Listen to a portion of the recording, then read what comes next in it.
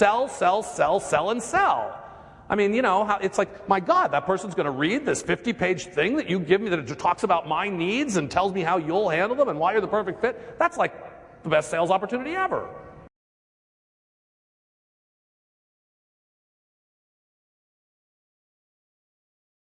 I want to make clear that an RFP is a request for proposal.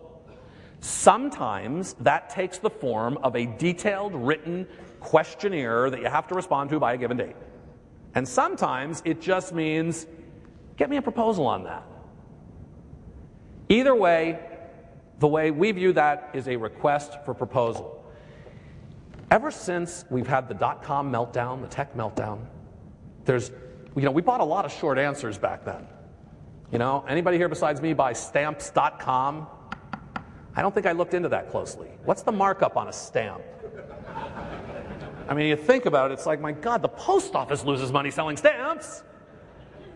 Or pets.com, who knew how much it would cost to ship 50 pounds of kibble across the country overnight? I mean, what a surprise that was. We bought a lot of short answers. Today, we are more risk averse than ever before. Remember all those articles you used to read about, you know, the CFO of AT&T just went off to become something of something.com. Well, he's back now at AT&T. It didn't work out. And he's not going to do it again.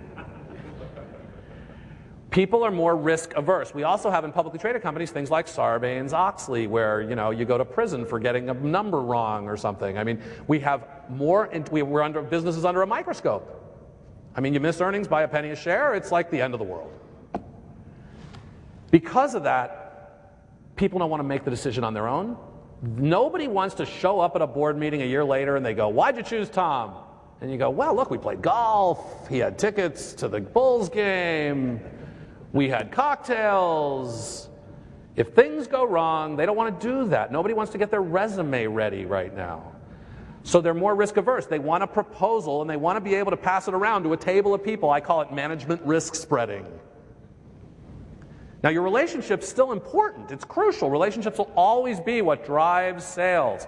But more often than not, and I'm seeing clients of mine, I can tell you about one just happened where an existing client of theirs that loved them needed a new set of services that they offered. And this client of mine was dead sure they would just get it. I mean, they had a close relationship. It had been going on for years. They offer the services. They want the services. What could go wrong? The client issued an RFP to them, Ernst & Young, and Merrill Lynch. In the old days, the relationship would have just won the business hands down. Today, that relationship put their name on the RFP distribution list. There's two choices you have today. This is one of these cold, harsh reality statements that everybody hates to hear. You got two choices. You can be different or you can be cheaper. That's your choice. Or you can be ignored. Different or cheaper? Walmart? Cheaper. Nordstrom? Different. A company communicates its value proposition through all kinds of different ways. It's not just through marketing. It's not just through anything. It's through the people, through you, through everything you talk about. It's through the marketing efforts. It's through the services. It's through the proposals that you put out. And it's through its positioning. Positioning is what you associate with a brand, okay? And I'm going to tell you something that's not that popular, but branding today without positioning is not that valuable. It just isn't. And I'll prove it to you in a minute. The reason is, when branding started a long time ago, it was because, frankly, the other one might have worms in it.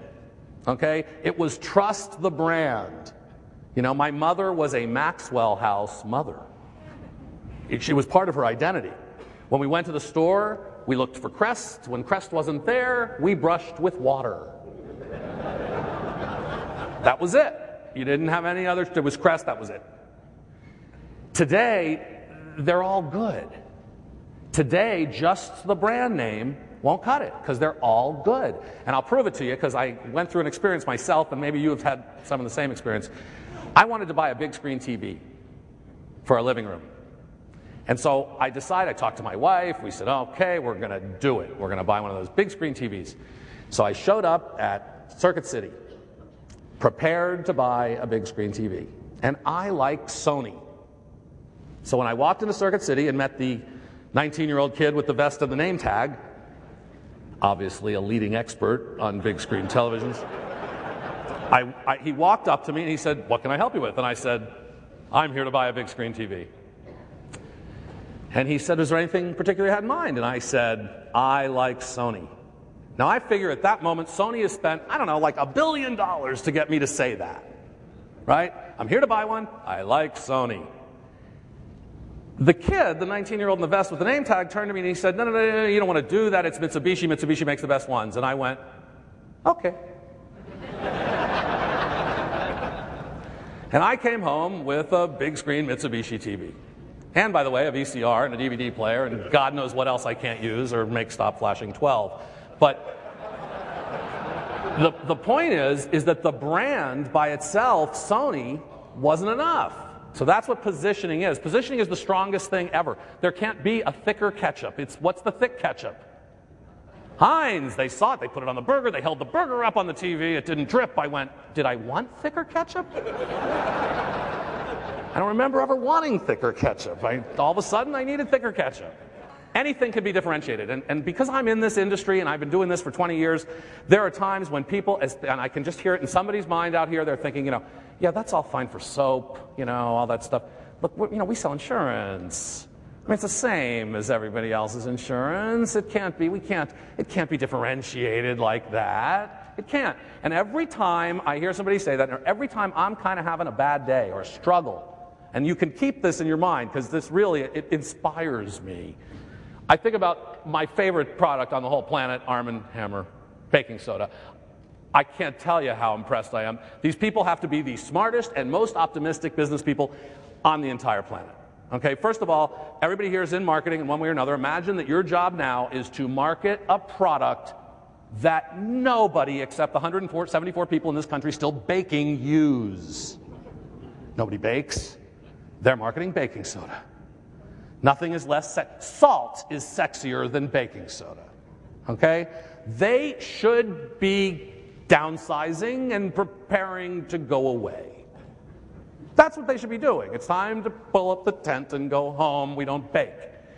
They actually, and the hubris of this company knows no bounds, they embark on a campaign to tell us that what we need to do now, forget baking, baking is out, buy the product, open the lid, stick it in the back of the refrigerator, and through some magic exhaust fan process, all of the odors in the fridge will get sucked into that box. And at the end of the month, throw it away and do it again. Keep it up, America. And now, first of all, I can tell you, I never really was bothered by the odors in my refrigerator prior to this. Unless the power went out, in which case I'm pretty sure a box of baking soda wasn't going to do very much. But now we all have baking soda in the back. Now, that saved the company. I mean, that totally saved everything. But it wasn't enough. They weren't satisfied. They went to the next logical thing, which I'm sure is what we all would have thought of next, toothpaste. Of course. Baking soda, toothpaste, right. Of course.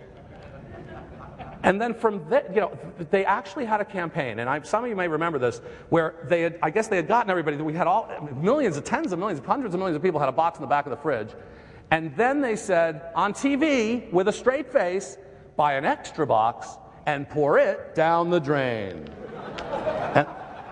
And the first time I saw that, I paused, I said to myself, my God, this really is a great country. I mean, this is, pour it down the drain.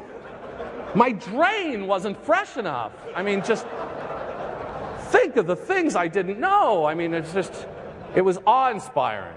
And the third campaign, but this one only ran for a little while, and I figure the reason they pulled this one early was because Arm & Hammer executives themselves couldn't stop from bursting into laughter. They had one, buy a third box, flush it down the toilet. They did. They did, and then they pulled it after a few months. And I'm waiting for the fourth campaign, which is buy the fifth box and just sprinkle it out the car window on the way home. I mean, that's brilliant stuff. Now, from there, and as if that wasn't enough, what did they do next? Carpet cleaner, and I'm not exaggerating this a bit. You know it's true. You sprinkle it on the ground, vacuum it up, and throw it in the trash. I don't know what to say. I like these people at Arm & Hammer so much that sometimes, and I'm not kidding, I buy extra boxes and throw them directly into the garbage just to make their job that much easier.